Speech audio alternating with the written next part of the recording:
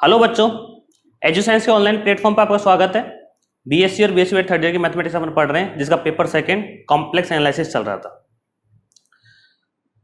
9 classes आपके हो चुकी हैं। 10वीं क्लास है, डेमो क्लासेस बोल दीजिए इनको, या मैं तो यही कहता था शुरू से, यही कहता हुआ हूँ, रेगुलर क्लासेस थी आपकी जो चल रही थी। ये क्लासेज आपको एजुसाइंस एप्लीकेशन पर और यूट्यूब दोनों पर आपके अवेलेबल थी।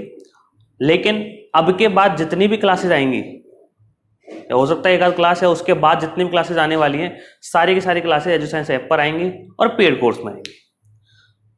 देखने के लिए तो एक क्लास ही बहुत होती है, समझने के लिए जो बच्चे जानते हैं उनको तो कहीं इश्यू है ही नहीं, और जो नहीं जानते और नए हमसे जुड़ रहे हैं उन्होंने अब तक सारी क्लासेज देख ली होंगी, निचोड़ निकाल लिया होगा कि बहुत कम फीस में एक नॉमिनल फीस क्यों रखी गई है। ये भी आपको पता है कि टाइम ही ऐसा चल रहा है ये, जिसमें हर कोई इंसान परेशान है इस टाइम। चाहे अपन फाइनेंशियली देखें, चाहे किसी भी तरीके से आप देख लो, हर कोई कहीं ना कहीं किसी की मुश्किल में ही है। तो सारी चीज़ों को ध्यान में रखते हुए एक प्लेटफॉर्म तैयार किया गया एजुसाइंस, और एजुसाइंस ऐप जिसमें मैथमेटिक्स की अपनी क्लास शुरू की गई, सेकेंड ईयर की, थर्ड ईयर की, फर्स्ट ईयर की भी शुरू होने वाली हैं। और इस एप्लीकेशन से आप जुड़े हो, काफ़ी बच्चे यूट्यूब से भी अभी क्लासेस देख रहे थे, तो मैं तो सबसे यही कहता था कि जितना हो सके एजुसाइंस एप्लीकेशन का यूज करें, उसमें नए नए जो फीचर्स हैं उनका यूज करें। ठीक है, अब काफी बच्चों ने क्लास देखी भी होगी। मैंने आपसे ये भी कहा था कि जब 10 दिन का अपना डेमो क्लास कंप्लीट हो जाएगा उसके बाद अपन पेड कोर्स चालू करेंगे, और पेड कोर्स की आपको फीस बताई गई थी 799 रुपए। आज गणेश चतुर्थी है, गणेश चतुर्थी की आप सबको हार्दिक शुभकामनाएं। आप सबके ऊपर, हमारे ऊपर गणेश जी आशीर्वाद बनाए रखें, और जितना ज़्यादा हो सके आप सभी खुश रहें और अच्छे से अपना मकसद जो है इस टाइम तो पढ़ाई है। यदि अपन वर्तमान समय को लेकर चलें तो पढ़ाई के सिवा आपके पास कोई एम नहीं है, कोई गोल नहीं है, कोई मकसद नहीं है। आगे आप क्या बनोगे, क्या नहीं बनोगे, क्या करोगे आप, वो चीज़ अलग है, वो सबका टारगेट है एक तरह से, कि भाई उस टारगेट तक हमें पहुंचना है, उस एम तक हमें पहुंचना है। लेकिन बात आज की है कि आज आप क्या कर रहे हो। यदि मैं आज प्रेजेंट टाइम की, प्रेजेंट डे की, प्रेजेंट फिक्स जो इस टाइम सेकेंड या मिनट चल रही है ना, 11 बज रहे हैं, 11:15 बज रहे हैं, मैं इस टाइम की यदि बात करूं, या 11:30 बज रहे हैं, तो इस टाइम की यदि मैं बात करूं तो इस टाइम तो हमारा मकसद पढ़ने का ही है, इसके अलावा और कोई मकसद नहीं है। और ध्यान रखना है, छोटे छोटे जो मकसद होते हैं ना, छोटे छोटे एम होते हैं, यदि आप पार्टीशन में चीज़ों करोगे ना तो बहुत आसानी से कर पाओगे। छोटे छोटे मकसद बनाइए, छोटे छोटे एम बनाइए कि आज मुझे 2 घंटे पढ़ना है। यदि आप सोचो मैं तो कल से 10 घंटे पढ़ने लग जाऊँ, एग्जाम में मैं 50 घंटे पढ़ूंगा, हो सकता है कि 24 घंटे में से 25 घंटे पढ़ूँ, मैं तो एग्जाम में एक साथ ही पढ़ता रहूंगा, पॉसिबल ही नहीं है। यदि आप आज से ही पढ़ना शुरू करते हैं ना, थोड़ा थोड़ा, तब जाके यदि आप आज 2 घंटे रेगुलर पढ़ोगे ना, तब जाके आपकी कैपेसिटी 3 से 4 घंटे की पढ़ने की होगी। कब? एग्जाम टाइम में, चाहे वो फरवरी का टाइम हो, चाहे मार्च का टाइम हो, चाहे अप्रैल का टाइम हो। यदि आपने आज बिल्कुल टाइम दिया ही नहीं पढ़ाई को, और आप साल भर ऐसे रहे कि सब पढ़े नहीं पढ़े, रेगुलरिटी नहीं रखी, तो मैं गारंटी के साथ कह सकता हूं एग्जाम टाइम में भी आप नहीं पढ़ सकते।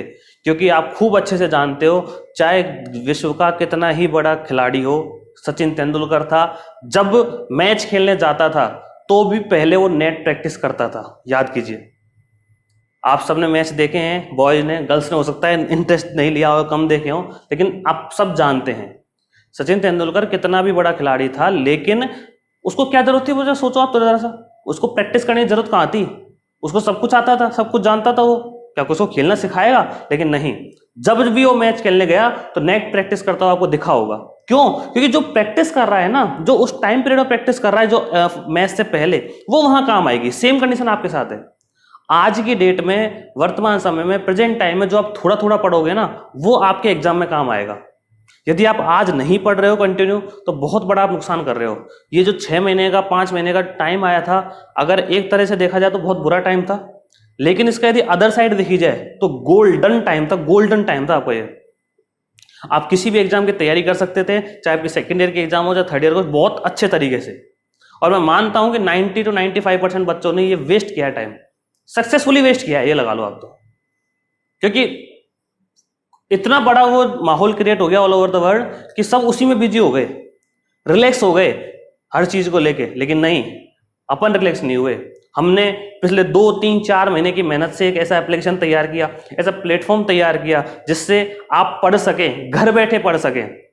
बहुत मुश्किल था पहले, दुनिया सोच के भी परेशान हो जाती है, और आज भी है बहुत मुश्किल कि ऑनलाइन क्लासेस को कैसे सेटअप करना है, कैसे क्लासेस बच्चों को मिलनी चाहिए और प्रॉपर क्वालिटी के साथ मिलनी चाहिए।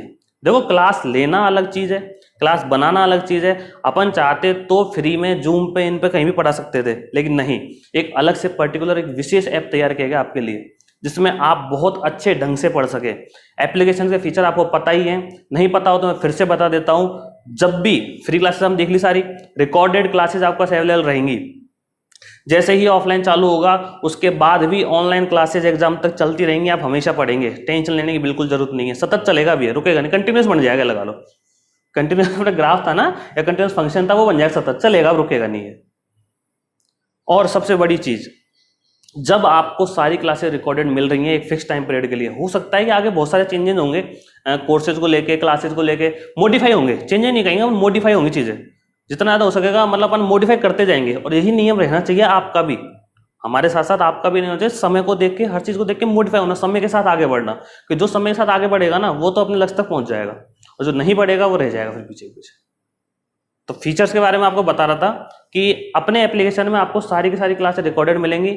और इसका सबसे बड़ा एडवांटेज ये है कि यदि आप किसी कारणवश क्लास नहीं ले पाए, ऑफलाइन समझ लो चाहे ऑनलाइन समझ लो, चाहे लाइव का जो सेशन रहता है उसमें जो भी समझे अपन, कि कोई पर्सनल काम आ गया, उस टाइम पीरियड पर नेट नहीं चला, घर में कुछ अनहोनी हो गई, भगवान ना करे घर में कुछ अनहोनी हो गई, या किसी को फंक्शन हो गया, तो वो उस टाइम पीरियड में 4-5 दिन के लिए क्लासेस नहीं ले पाता है।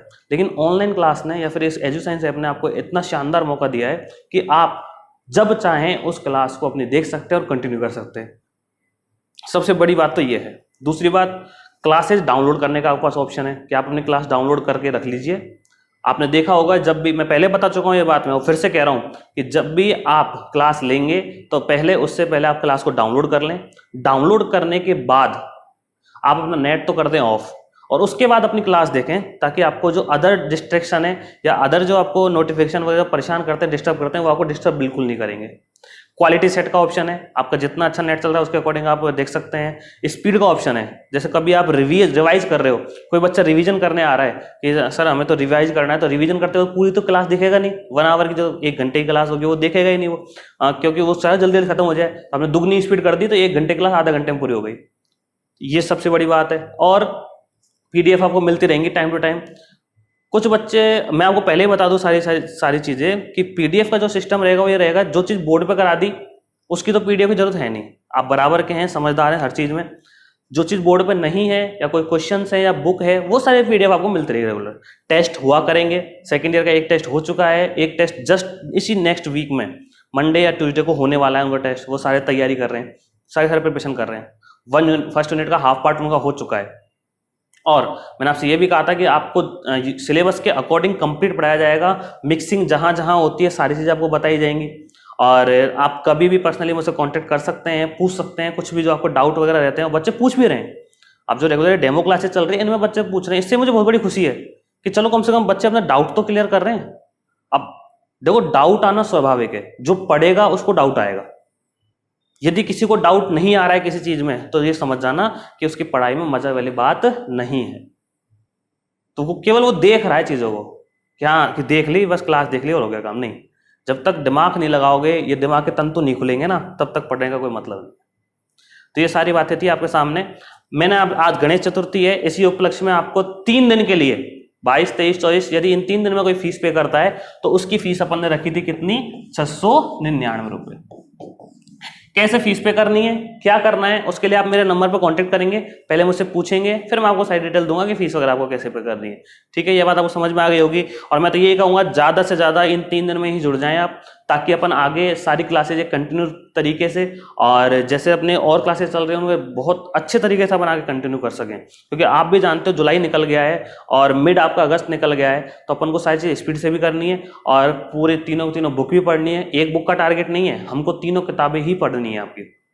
और जो फीस चल रही है, सब जगह जो फीस चल रही है, ऑफलाइन की फीस मिनिमम 1500 से 2000 रुपए पर पेपर होती है, उसका 50% कर दिया। लेकिन आज भी यदि आप ट्राई करके देखेंगे तो आपको अभी भी फीस वही मिलेगी, काफी लोगों की 1000 से कम कहीं नहीं है। फिर भी अपन ने किया है, चलो ठीक है, जो भी बच्चे हैं पढ़ना चाह रहे हैं ना, जो और जिनकी इकोनॉमिक कंडीशन वीक है, या किसी तरह से वीक तो नहीं, जिस तरह से वो परिस्थिति मैनेज कर रहे हैं, कि कम से कम ज्वाइन करें और पढ़ें। अपने को अपना टारगेट केवल पढ़ने का ही है और इसके अलावा और कोई उद्देश्य नहीं है। सबसे मेन मुद्दा पढ़ाई का ही है आपका, इसके अलावा कोई ऑप्शन नहीं है, कोई कुछ नहीं है इसके अलावा, बस पढ़ाई पढ़ाई पढ़ाई बस।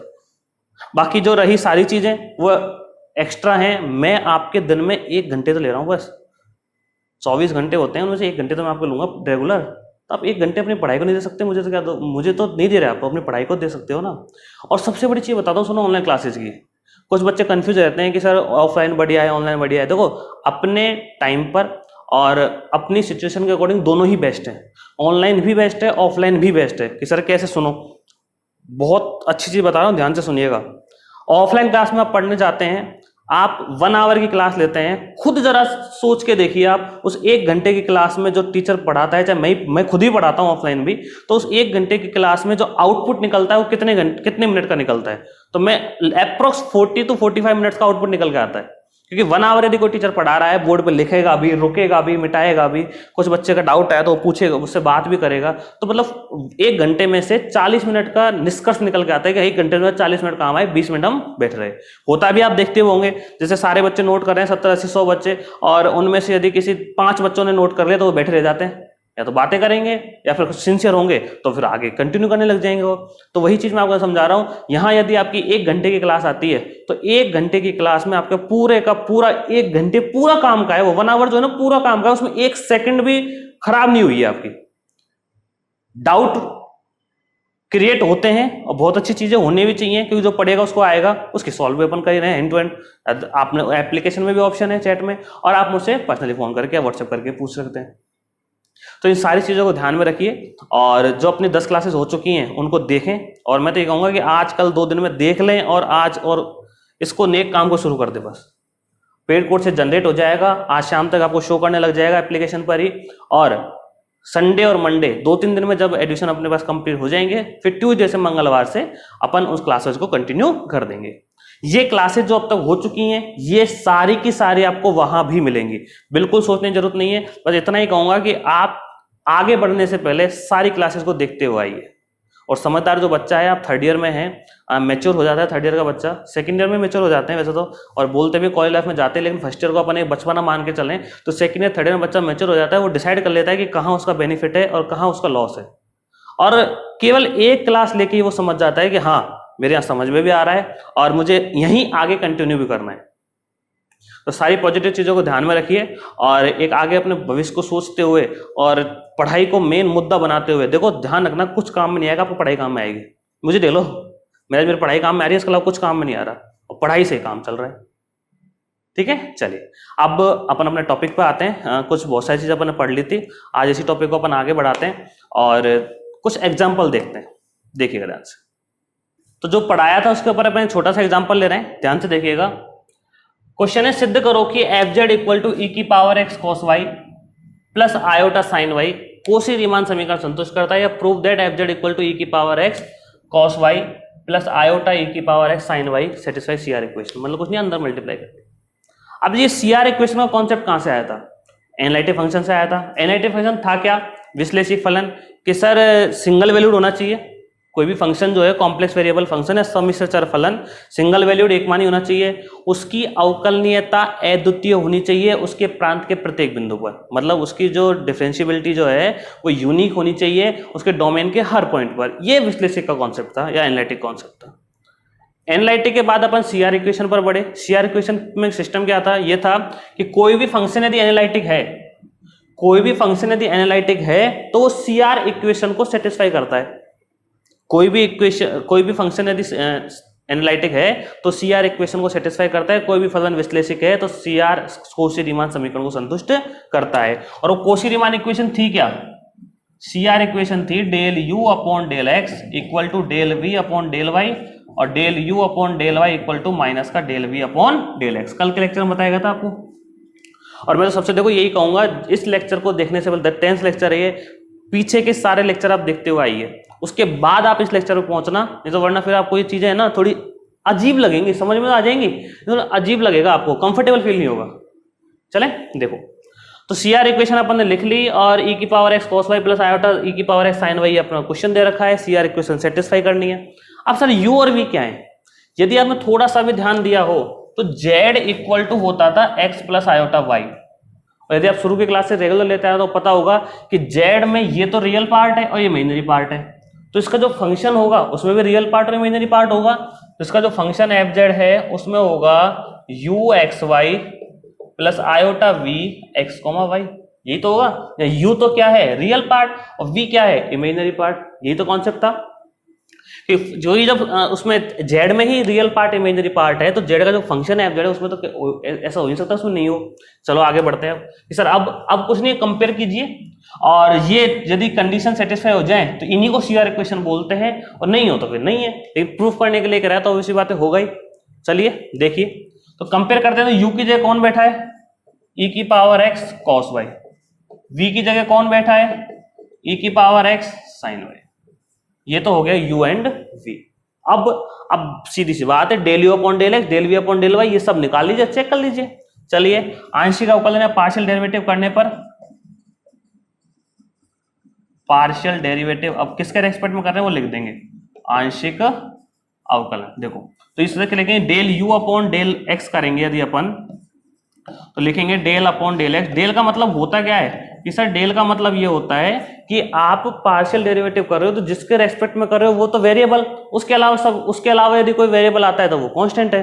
तो एक्स के सापेक्ष कर रहे हो तो एक्स तो चर राशि है, उसके अलावा सब क्या अचर। तो e की पावर एक्स का e की पावर एक्स, कॉस वाई क्या रह जाएगा, कांस्टेंट। तो ये बनेगा कितना, e की power x into cos y. किसकी वैल्यू है ये, del u upon del x की।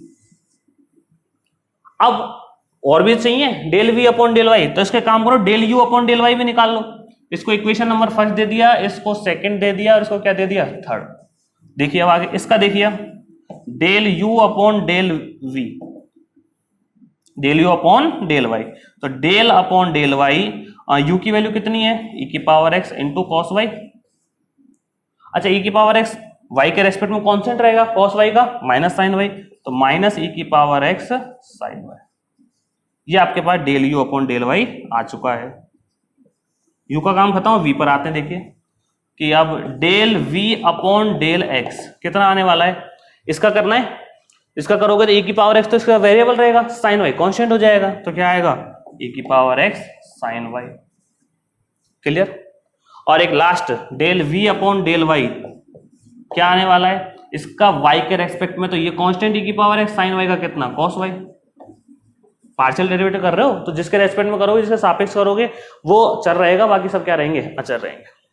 अब यहां स्पष्ट है, इट इज क्लियरफाइड दैट कि जो del u upon del x है ये रहा, वो del v upon del y के बराबर है या नहीं। देखो del u upon del x और del v upon del y बराबर है, तो आप लिख देंगे del u upon del x equal to del v upon del y.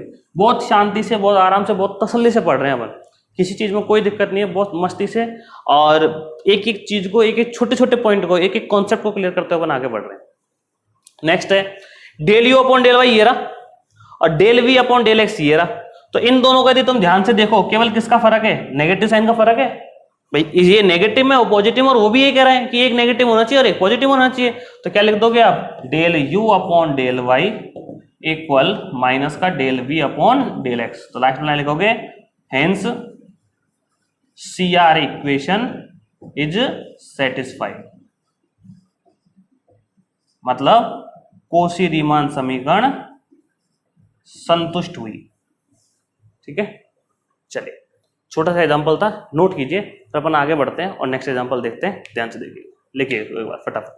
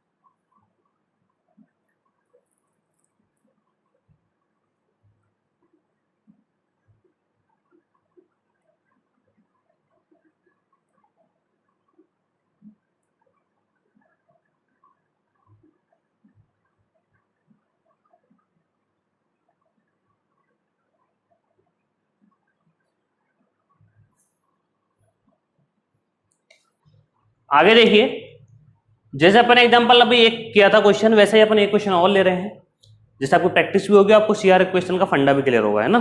क्या कह रहा है देखो, कि सिद्ध कीजिए कि f z equal to sine x cos hyperbolic y plus iota cos x sine hyperbolic y CR equation को संतुष्ट करता है। मतलब prove that f z equal to sine x cos hyperbolic y plus cos x sine hyperbolic y Cauchy Riemann समीकरण CR equation को satisfy करता है।